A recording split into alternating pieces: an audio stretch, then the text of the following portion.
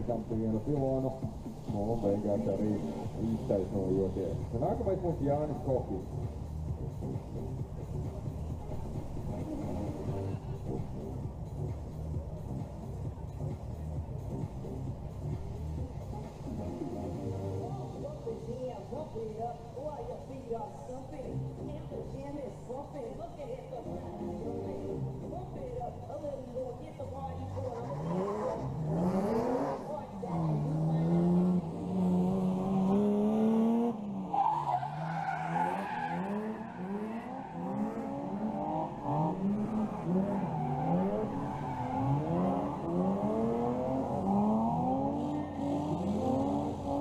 Skatāmies Jānis Kokis stratē, kā visās viņam arī slāki veicās, neteikums vērtējot tam zonām. Izskatās, ka ar vienu roku viņš stūrē, ka otra roka bija klēpi ielikta.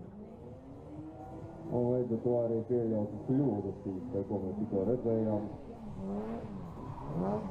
Iespējams, ka taisnē nebrauca, bet liela korekcija. Bet jā, viņš jau droši ar vienu roku stūrē, tā kā braukdams uz pludmali pēc smiltīm bērnai, smilts, kas teikt.